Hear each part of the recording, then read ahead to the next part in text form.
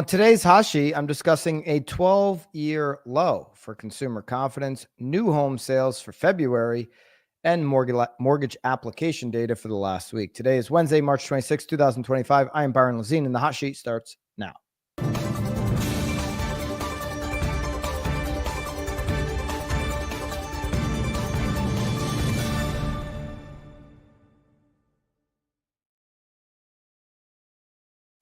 Live from Naples, this is the hot sheet. Let me know in the live chat, wherever you may be, which market you are tuning in from today. Let's get connected together. So nice to see a bunch of you. I see Phoebe, Heather, Spencer, a bunch of you guys in the comments already. Let's get into it. Here we go. We had yesterday spoken about consumer confidence. One of the things Dave Ramsey said when we were breaking down his recent clip is that consumer confidence is getting better. It's better now than it was 4 months ago. I mean, generally speaking, I think I would actually agree with that. It does seem like there's more happening than there was 4 months ago, 6 months ago. Like, I think we forget quickly the uncertainty of, a September, October on an election year. There was a lot of uncertainty. There was a ton of economic uncertainty. Remember, a lot of the numbers get propped up at the end of the year before an election with government hiring. We're going the opposite direction on that. So, yeah, job numbers should not look as padded as they did during the last 4 years when we were hiring like drunken sailors from a government perch.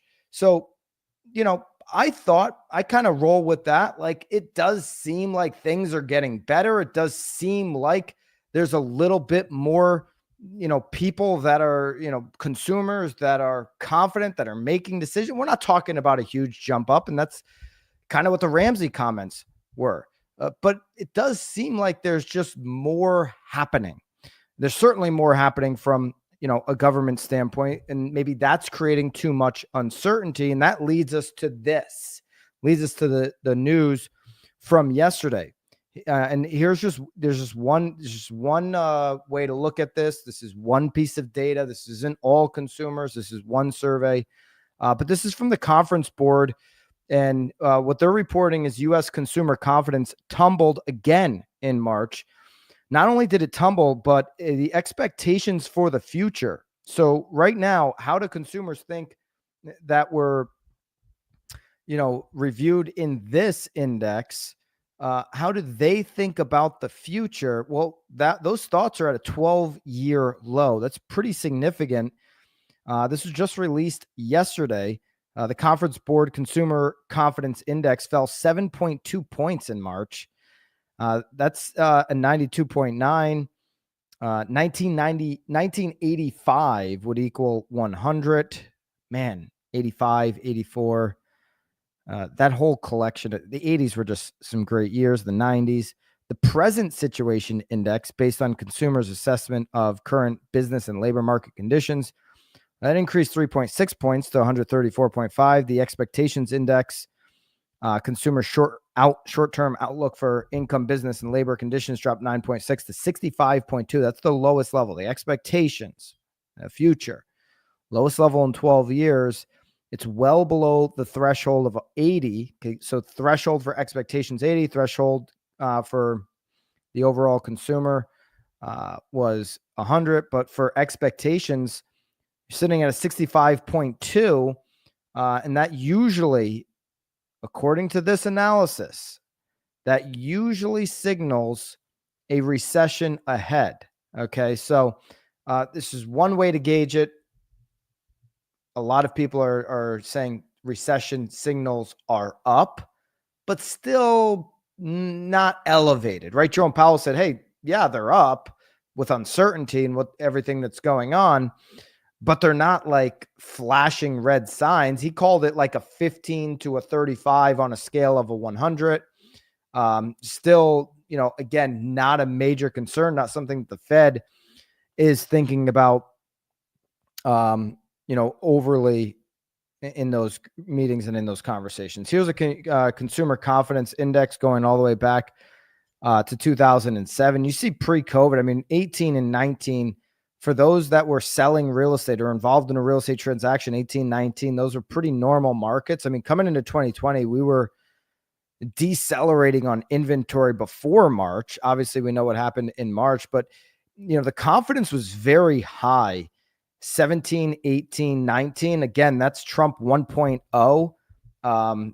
Over the last 20 years, that's the highest consumer confidence got on this chart.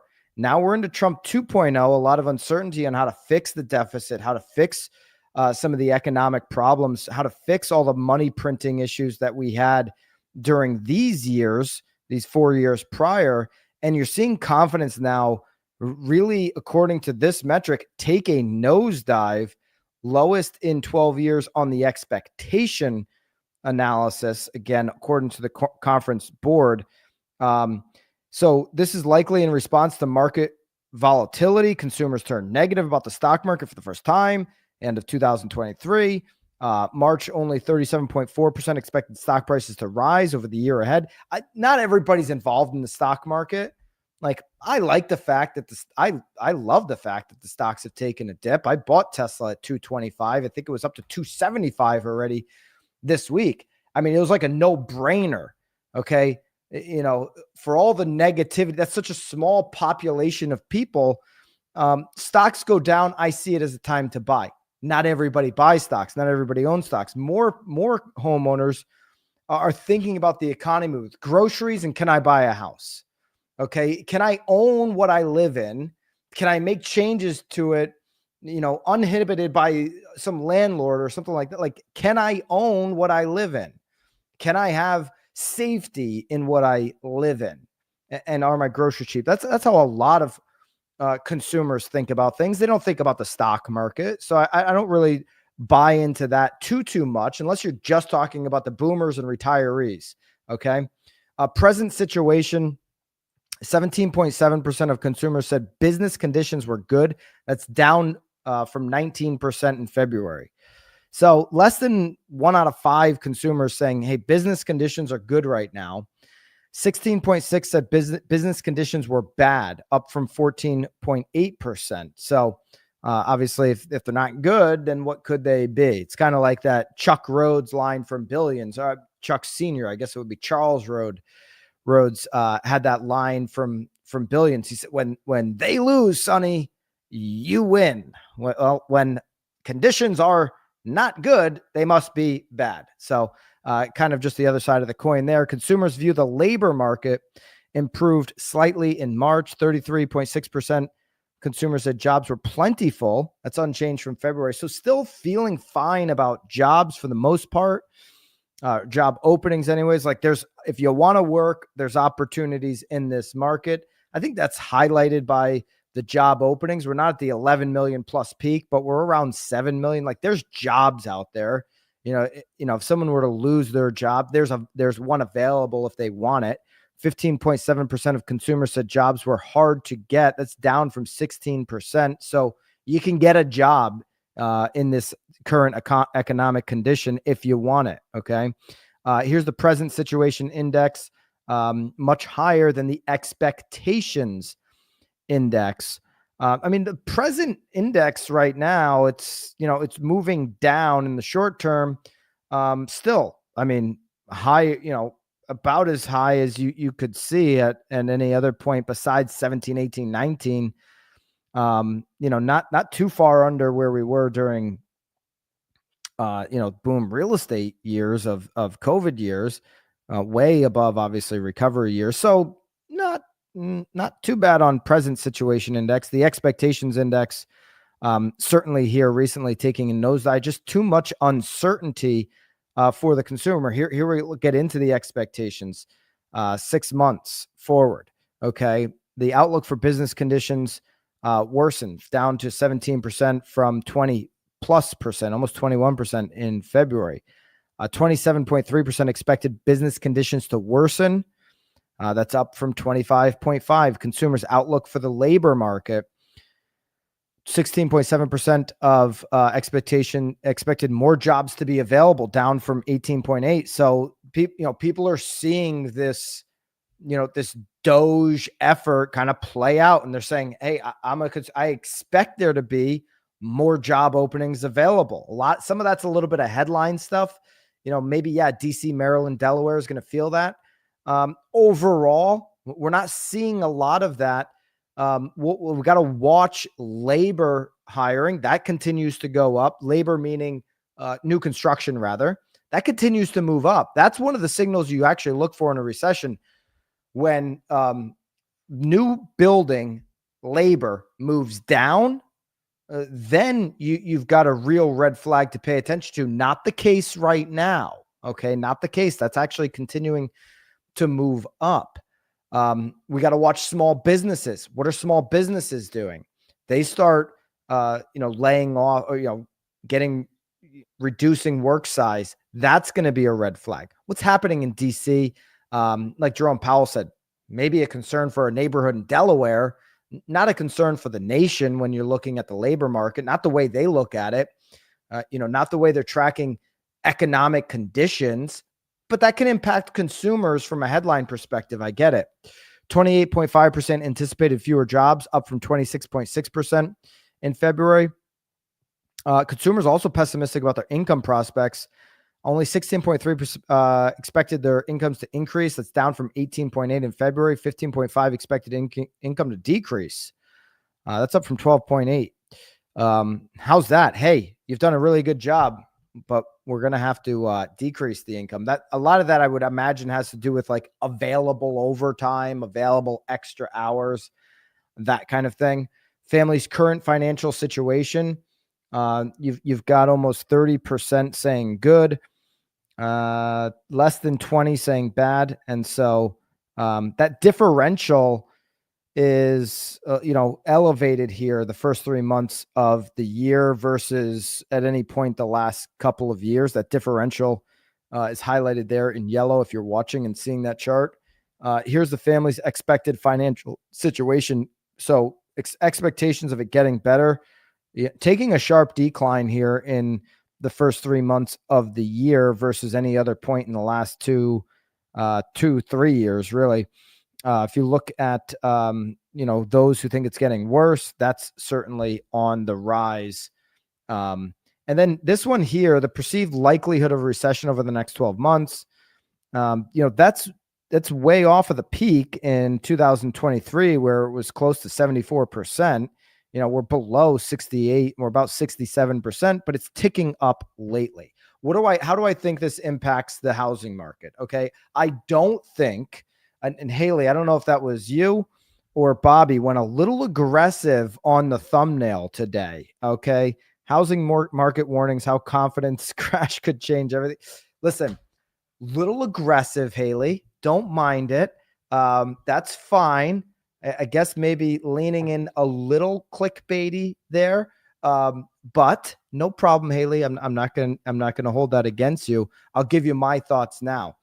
Do I think this is going to impact housing, this confidence metric? I think the same impact we've seen the last 2.5 years since April 2022. April 2022, what happened? The rates started going up, downward pressure, pause on big decisions. Consumers are taking their time. Taking time, not making as many transactions doesn't equal crash. We don't have a mortgage crisis in this country. We've got 40% of homes owned with cash, no mortgage, no incentive to crash the value of their home. So you're going to have pockets where you have some downward pressure on prices. We have an elevation in times of uncertainty, tariffs, Liberation Day, Doge, all these different things that are happening. We have uncertainty when you have big changes, it's uncomfortable. Okay. If you typically go to the gym for 30 minutes a day and do the same workouts, tomorrow go to the gym for an hour and a half and lift twice as much weight during that hour and a half and move at a faster pace. Tell me how you feel on Friday morning. Are you going to be uncomfortable? Are you going to be sore? Yeah, of course you are. You just did 3 times the amount of weightlifting or working out or whatever the case may be, you doubled up the weight, you moved faster, you're going to be sore on Friday if that's what you do on Thursday morning. Like it's just when you're growing faster, when you're making rapid changes, those are the things that are happening. New administration, believe they're on a mandate and they're going to execute on it. And they're going to, obviously, we're going to all see what happens, but they're making massive changes. And a lot of that's going to impact the economy. And a lot of it's going to impact that confidence. Ramsey said yesterday, hey, they're giving people more confidence. The conference boards here today, one metric of how we measure this stuff, not the only, certainly. One metric of how we use this, measure this stuff says confidence is going down. Okay, uncertainty, I think, leads to a lot of that. And as it plays out, confidence can change.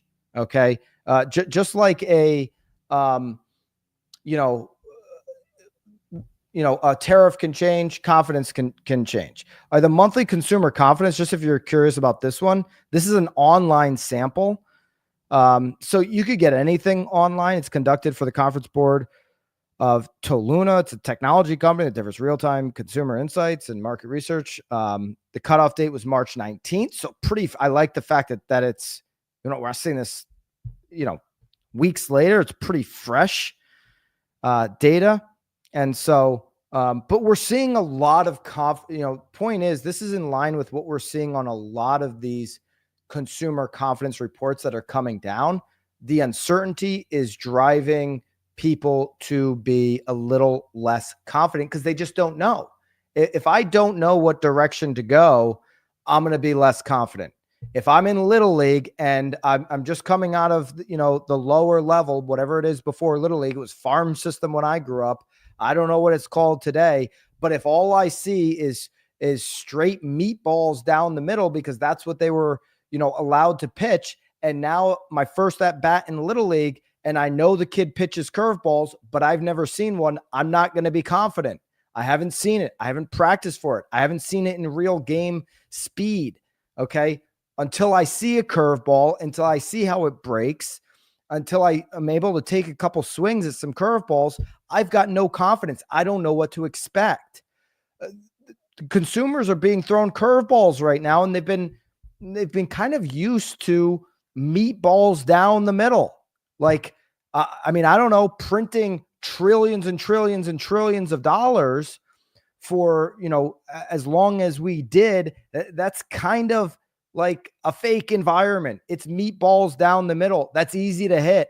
Like, it's easy to be confident when there's just money slushing around the economy. And now that there's a whole new environment and there's changes being dumped on top of it, yeah, confidence is going to be shaky. And that's what we're seeing right now. When you have shaky confidence, when you have expectations, outlooking confidence moving forward, at a 12-year low, people are just going to pause for some of these big purchases. Now, what I'd be more concerned about as we look at housing and the pauses on these purchases is just kind of like, are we going back into the wrong direction here? Mortgage News Daily yesterday came in at 6.8. I liked under 6.75. Okay, so we're unfortunately seeing a 10-year that's back up to 6.35. That's the highest level in a month. We want to see this continuing to move down. What we saw over the last, month and a half, month or so. We're not anywhere near the peak of where we were over the last 3 months, where we were in January. Still fine, 6.35, but we want this to keep moving down, because where do you get the confidence back? Like, there was more confidence when there was all this free money floating around. Okay, well, when you get an interest rate closer to 6, which we're trending the wrong direction the last couple of days, slightly, not end of the world, that's when you're going to start to see some of that confidence come back. We've already seen it. Like the last couple of weeks, things seem to be getting better. Spring market, things are moving a little bit, off of historic lows, but moving. Well, the rate was moving down. If the rate starts moving the other way, I see those pauses becoming more impactful. They're like, I got to wait and see again. That becomes more impactful. All right. What we can see right now is monthly new residential sales, new construction sales, new home sales for the last month. So just released this morning, new residential sales for February. New houses sold came in at 676K. New houses for sale right at 500,000. And then median sale price for these new homes was 414,000. That's month of February. So that's not, that's the month of February median sale price there. Okay. That's not seasonally adjusted. New houses sold was seasonally adjusted. New houses for sale, seasonally adjusted. New houses sold, seasonally adjusted annual rate.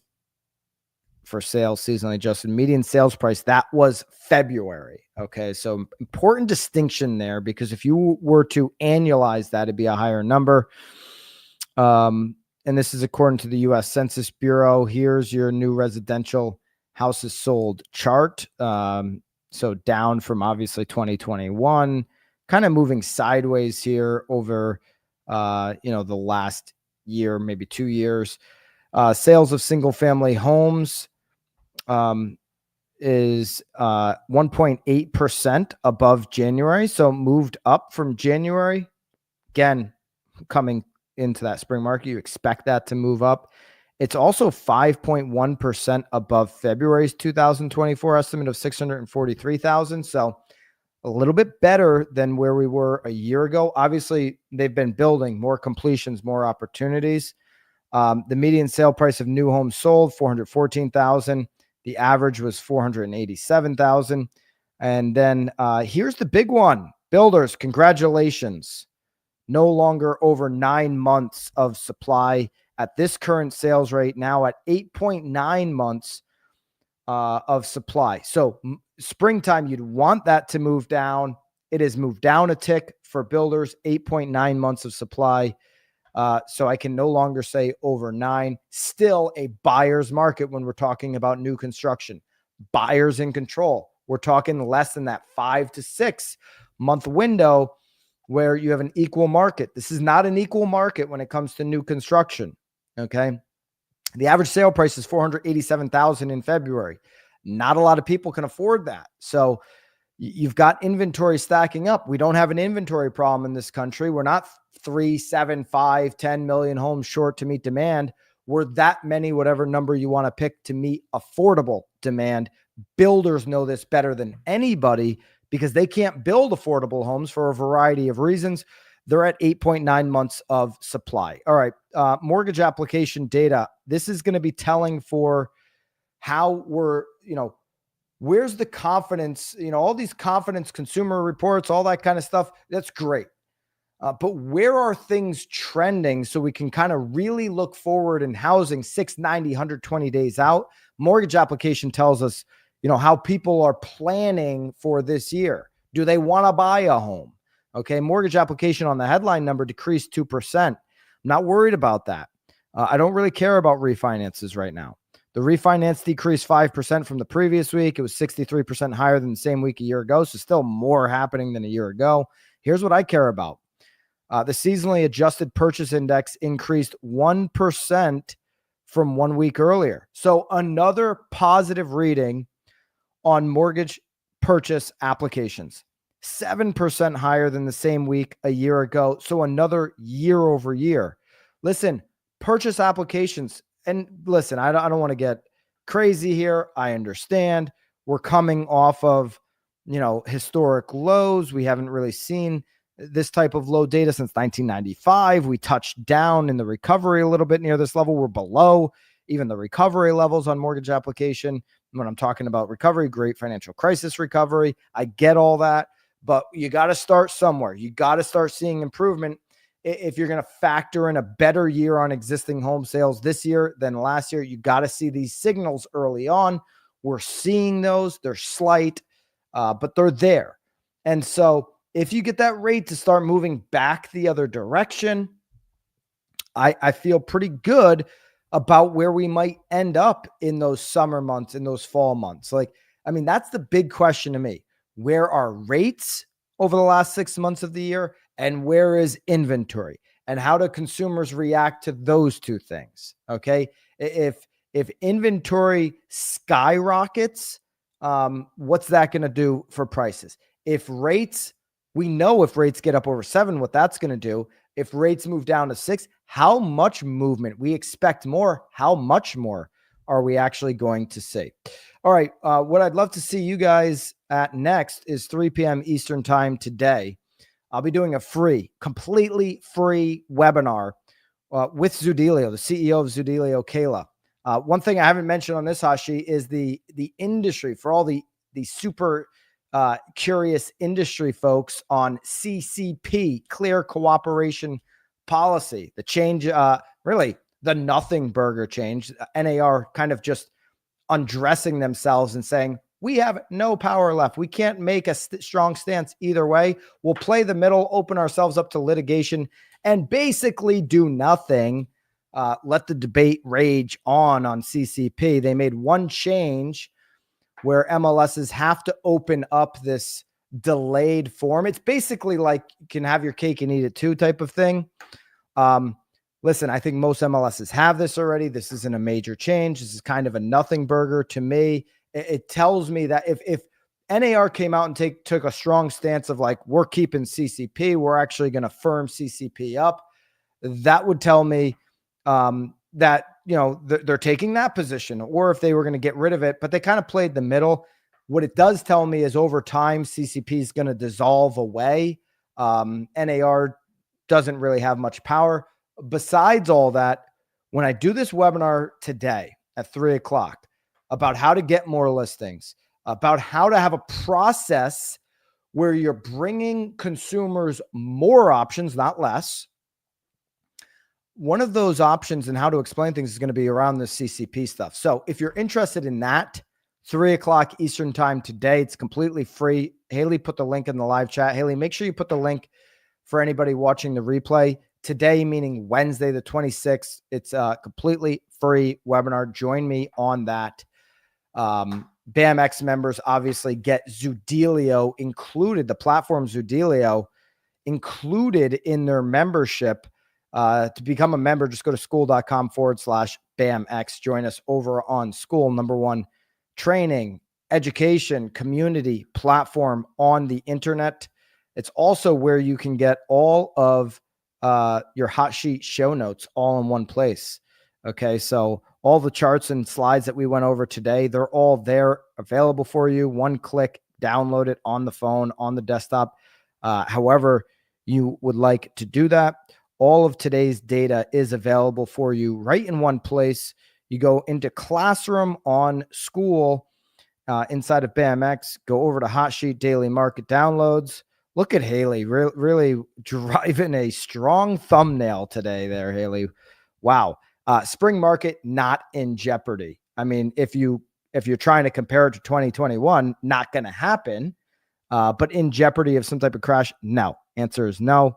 All the slides are available for you right there inside of your March hot sheet data, as well as every single week we drop new, fresh content for you for your social media. Here are some of last week's on Fridays, including this one, maybe my new favorite chart of all time, available for you. So go to school.com/BAMX to get access to that.